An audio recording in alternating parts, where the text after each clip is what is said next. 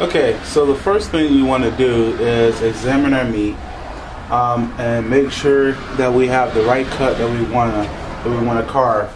So first off, I have the leg here, which is the roast. It's the hind quarter, from the butt down to the leg here, and this is the left side. So facing like that, the deer will be standing.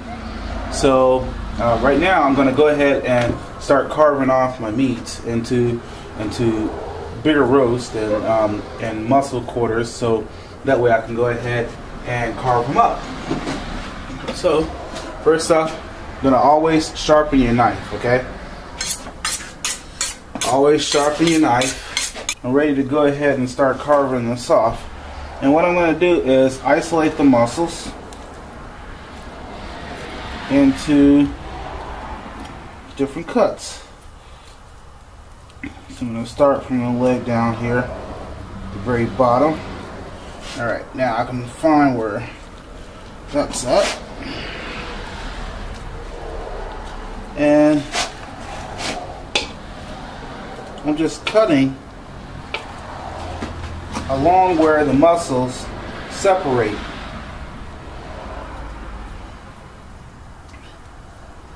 You'll be able to see where they separate, where you'll have like two muscles coming together.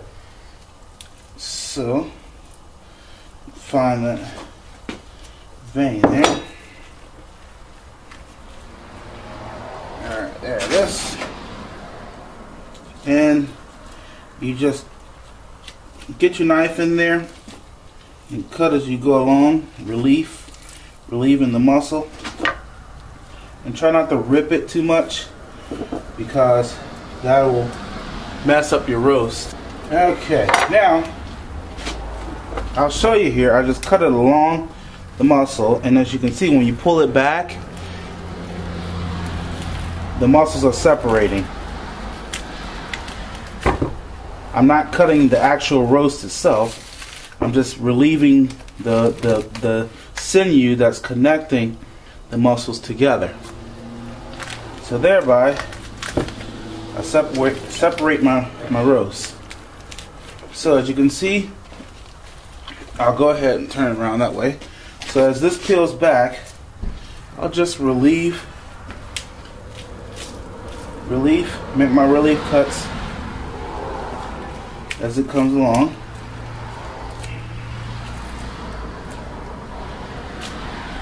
That way you're not cutting the roast. And it really helps to let the deer hang for a while, so you'll have a nice cold cut. And cold cuts, when the meat is cold, it actually cuts a lot easier. So there, I just had the cap, what we call the cap, and butchering. It's a actual film of fat that goes across the top of the muscle, and it can be it can be from the sirloin back straps all the way around the whole body. But okay, so I have my one cut there, and I'll be able to cut that up into more parts, but set that to the side. And I'm making sure that I have my clean cuts down, so that way I'm not dirtying my board with what's on the outside. So I'm going to cut all of this off. I'm going to trim all of that off. So now, I'm going to turn this around so you can see it. Now I have one whole muscle that's going on there, as you can see. Now I'm going to start on the other one. There's a muscle that comes around here. Now I can feel that bone right there. So what I'm going to do is just cut right where the crevice is. I can feel that bone right there. So I'm going to go ahead and lay my knife along that bone and just cut. As you can see, I'm going to zoom in here for you a little bit. Alright, now as you can see, I'm going to lay my knife right along that bone and cut up, and then now it's kind of hanging up right here. It's going to give it a little bit of a cut, and keep my knife parallel to that bone as much as I can. Basically, you're deboning the deer. So now I'm going to cut around the knuckle here.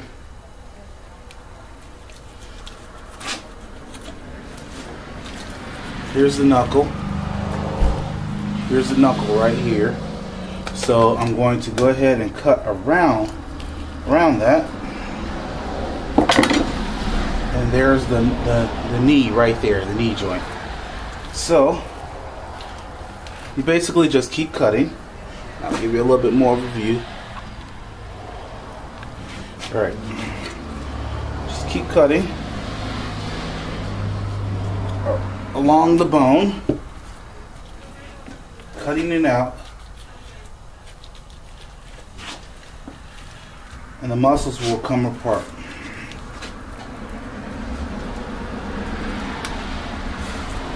Now this is really where you want to be mindful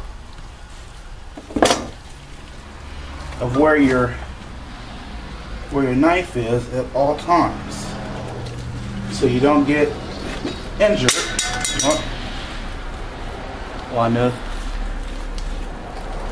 So you don't get injured by that.